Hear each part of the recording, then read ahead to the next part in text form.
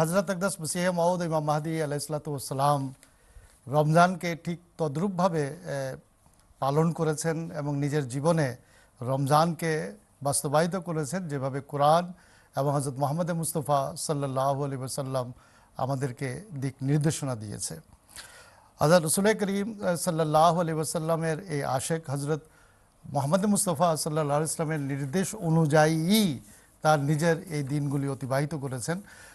হযরত মির্জা গোলাম আহমদ কাদিয়ানী আলাইহিসসালাতু ওয়াসসালাম বলছেন যে কম খাওয়া এবং ক্ষুধার ধৈর্য ধারণ করা এটা মানুষের আত্মশুদ্ধির জন্য এবং আত্মার পবিত্রতার জন্য আবশ্যকীয়, কেননা এটি মানুষের দিব্য দর্শন লাভের শক্তি বৃদ্ধি করে।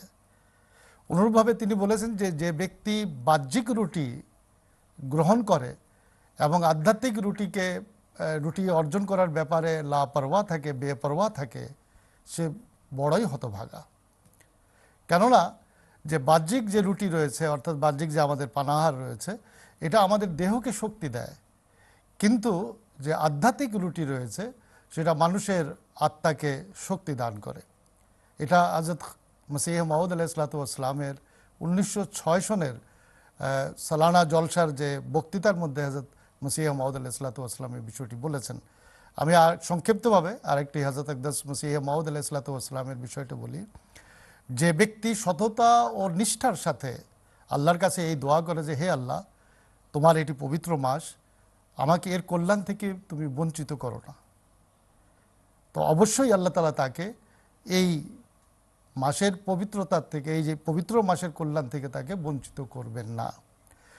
হযরত মসিহ মাউদ আলাইহিসসালাতু ওয়াসসালাম বলছেন যে এরপর যদি সে অসুস্থ হয়ে যায় এবং তার হৃদয়ের মধ্যে যদি এই মর্মবেদনা থাকে এবং তার মনে যদি এই দুঃখ এবং কষ্ট থাকে যে এই মাস এসে গেছে আর আমি আল্লাহর কল্যাণ থেকে বঞ্চিত হয়ে যাচ্ছি, হে আল্লাহ, আমি তো এটা কামনা করেছিলাম যে এই মাসে রোজা রাখবো, তবে এমন ব্যক্তির জন্য ফেরেশতা রোজা রাখবে এবং সে যদি কোনো বাহানা খুঁজে না বেড়ায়, তবে আল্লাহ তাআলা তার কোনো নেকি থেকে তাকে বঞ্চিত করবেন না।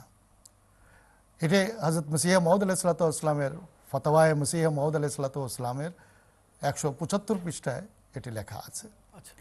তো হযরত মসিহ মাউদ আলাইহিসসালাতু ওয়াসসালাম বাকায়দা সেহরি খেতেন এবং তিনি তাহাজ্জুদের নামাজ পড়তেন এবং যেভাবে রাসূল করিম সাল্লাল্লাহু আলাইহি ওয়াসাল্লাম এর দিনগুলিতে যে তেলাওয়াতে কোরআন এবং অন্যান্য কাজে যেভাবে লিপ্ত থাকতেন, ঠিক সেভাবেই হযরত মসিহ মাউদ আলাইহিসসালাতু ওয়াসসালাম তার দিনগুলিকে অতিবাহিত করেছেন।